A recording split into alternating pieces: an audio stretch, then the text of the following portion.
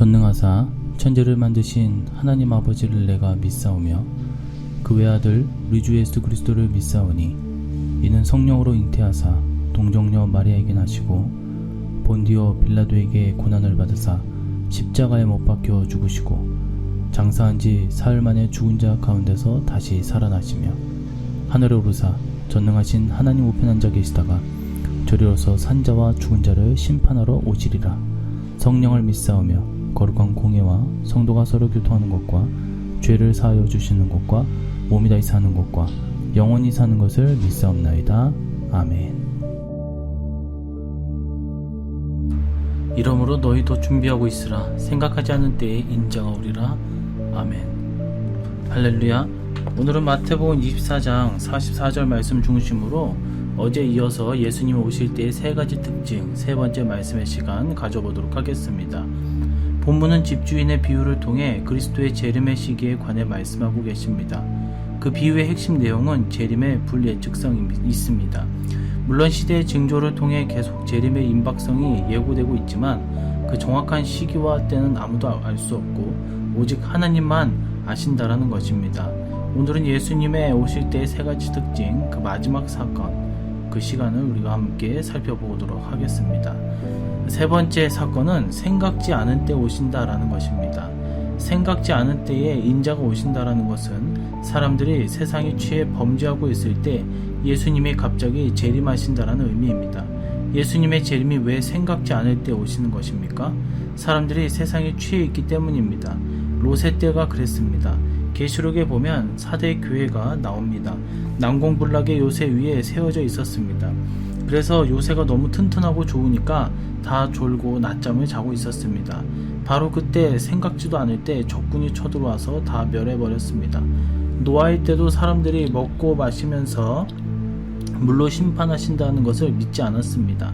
생각지 못할 때 40일간 물이 쏟아졌고, 롯의 때도 생각지 못할 때, 북이스라엘도 생각지 못할 때, 바벨론 제국도 생각지 못하고 긴 천명과 수유잔치를 벌이고 있을 때 종말이 임했습니다. 종말의 그런 역사 가운데 우리는 개인의 죽음이 늘 문 앞에 있는 것입니다. 오늘, 내일 무슨 일이 있을지 아무도 모릅니다. 하나님이 안 계시면 미칠 것 같지 않습니까? 예수님은 생각지 않을 때 오십니다. 데살로니가전서 5장 3절에 보면 평안하다, 안전하다 할 때, 생각지도 않아야 할 때 오신다라고 했습니다.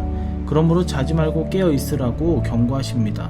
종말을 앞둔 성도들이 취해야 할 유일한 태도는 영생을 받기에 합당한 삶을 사는 것입니다. 자, 충성된 종의 비유를 통한 경고가 있습니다. 마가복음 13장 34절에서 36절의 말씀을 보니 가령 사람이 집을 떠나 타국으로 할 때에 그 종들에게 권한을 주어 각각 사물을 맡기며 문지기에게 깨어 있으라. 명함과 같으니 그러므로 깨어 있으라. 집주인이 언제 올는지, 혹 저물 때 일는지, 밤중일인지, 닭 울 때 일는지, 새벽 일는지 너희가 알지 못함이라. 그가 호련히 와서 너희가 자는 것을 보지 못하도록 하라. 예수님은 마가복음 13장에서도 충성된 종의 비유를 통해 재림의 임박성을 경고하셨습니다. 재림의 그날이 호련히 오기 전에 맡겨진 직분을 게을리하지 말고 늘 충성하며 맡겨진 자리에서 봉사해야 된다라는 것이죠. 예수님의 비유의 말씀 중에 그 종들에게 권한을 주어는 성도들에게 권한을 주어라는 말씀이며, 각각 사물을 맡기며라는 말씀은 하나님의 일을 맡기며라는 뜻이며, 문지기에게 깨어있으라 명함과 같으니라고 말씀은 이 모든 것을 지켜야 할 문지기와 같은 너희는 깨어 있으라라고 말씀하신 것입니다.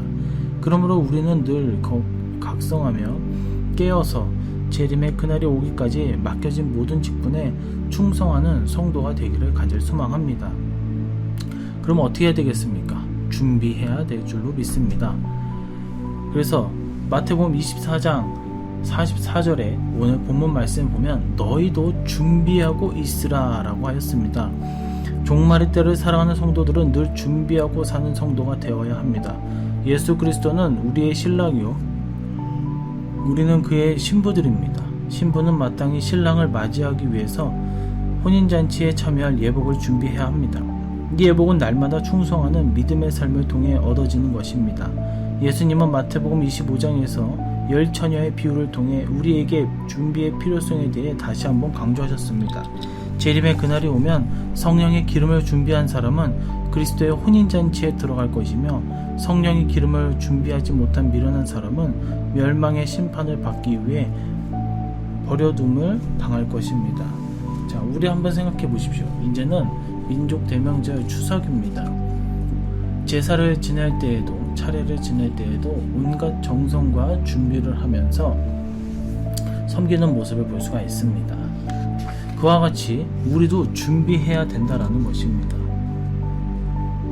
하나님께서 원하시는 그 방향을 밟고 가야지 우상 숭배와 또 옛것을 올바르지 못한 것을 고수하는 것이 아니라 정말 진리이신 예수 그리스도를 준비하고 그분의 길을 닦고 예배하는 자가 되었을 때 성도로서의 본분을 다하는 것입니다.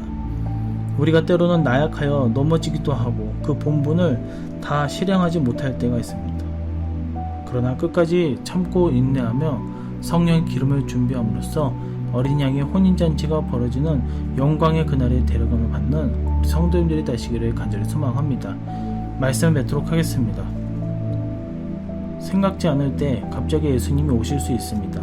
날마다 예배하고 깨어있어 신랑 되신 주님을 기쁨으로 맞이할 수 있기를 주님의 이름으로 간절히 축원해 드립니다. 기도하겠습니다. 하나님 아버지, 감사합니다. 오늘은 추석입니다. 만반의 준비를 하여서 조상을 섬기고 또한 옛것을 기려야 되는데, 우리 그리스도인들은 그런 것이 아니라 온전히 예수님만을 기억하고 기념하고 그 길만을 닦는 주님의 참된 종들, 자녀들이 될 수 있도록 인도하여 주시옵소서. 언제나 주님을 기억하면서 또 준비하면서 생각하지 않을 때 주님을 맞이할 때 당황하는 것이 아니라 정말 기쁘고 정말 준비된 자로서 맞이할 수 있는 우리 모두가 될 수 있도록 은혜를 내려 주시옵소서. 오늘 하루도 주님께 모든 것을 맡겨오고 다시 오실 예수님의 이름으로 기도드렸나이다. 아멘. 주기도문으로 새벽 예배를 마치도록 하겠습니다. 하늘에 계신 우리 아버지여, 이름이 거룩히 여김을 받으시오며 나라의 임하옵시며 뜻이 하늘에서 이룬 것 같이 땅에서도 이루어지이다. 오늘날 우리에게 일용할 양식을 주옵시고 우리가 우리에게 죄 지은 자를 사하여 준 것 같이 우리 죄를 사하여 주옵시고 우리를 시험에 들게 하지 마옵시고 다만 악에서 구하옵소서. 대개의 나라와 권세와 영광의 아버지께 영원히 있사옵나이다. 아멘.